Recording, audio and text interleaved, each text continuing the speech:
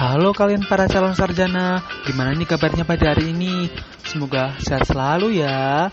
Oke, welcome back to my podcast, a counseling podcast.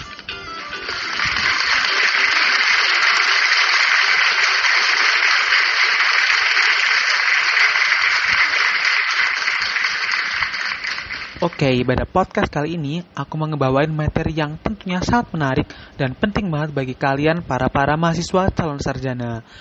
Pada podcast kali ini aku mau ngebawain materi tentang menjadi sarjana yang anti nganggur-nganggur klub.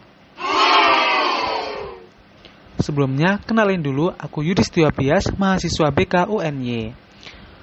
Nah, bagi kalian calon sarjana, kadang ngerasa khawatir dan takut gak sih apabila setelah lulus nanti dan menempuh perkuliahan yang cukup lama, tetapi kita tidak kunjung mendapat pekerjaan dan berujung jadi sarjana yang pengangguran?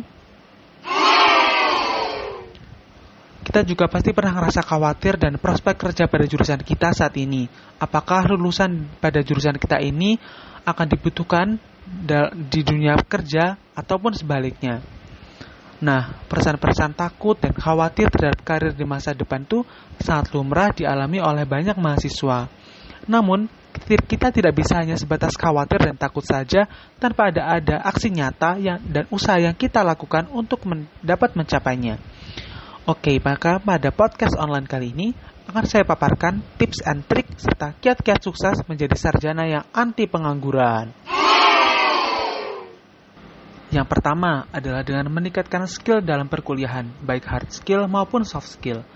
Dalam berkuliah, tidak hanya kemampuan akademis saja yang harus diasah, namun penting bagi kita untuk juga mengasah skill lain, yaitu hard skill dan soft skill, yang dibutuhkan dalam dunia kerja. Hard skill adalah kemampuan atau skill pekerjaan yang dapat kita kuasai. Contohnya itu kemampuan programming, desain grafis, fotografi, videografi, dan lain sebagainya. Sedangkan soft skill adalah kemampuan yang diperlukan untuk menunjang hard skill yang kita punya dan juga berguna bagi masa depan kita. Contoh soft skill adalah kemampuan berpikir kritis, problem solving, people management, komunikasi, leadership, dan lain sebagainya. Baik hard skill maupun soft skill, keduanya harus kita asah demi masa depan yang cemerlang. Yang kedua adalah perbanyak relasi dan koneksi. Kiat yang selanjutnya agar dapat menjadi sarjana yang anti nganggur adalah dengan memperluas relasi dan koneksi.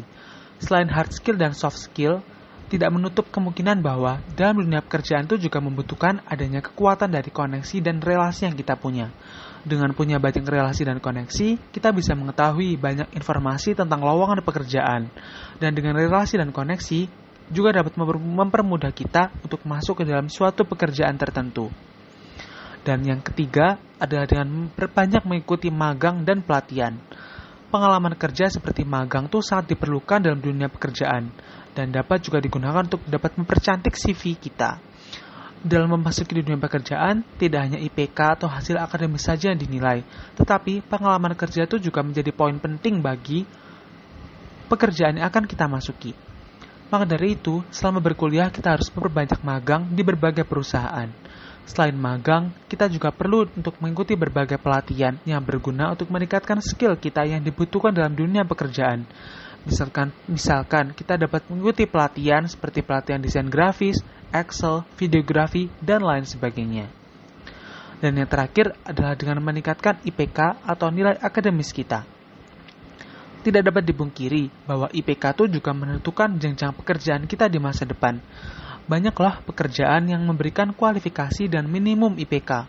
Maka dari itu, mempertahankan dan meningkatkan IPK kita itu juga penting untuk memenuhi kualifikasi pekerjaan kita di masa depan, terutama pekerjaan-pekerjaan yang berhubungan dengan akademis, seperti guru les, guru sekolah, dan lain sebagainya itu juga membutuhkan nilai akademis yang baik loh.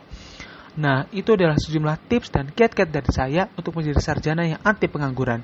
Semoga kiat-kiat tersebut dapat berguna dan diimplementasikan serta bermanfaat bagi karir kalian ke depannya. Oke, sekian dari aku Yudhistira Bias Rashid. Terima kasih telah menonton podcast kami dan stay tune dan tunggu di counseling podcast selanjutnya. Bye.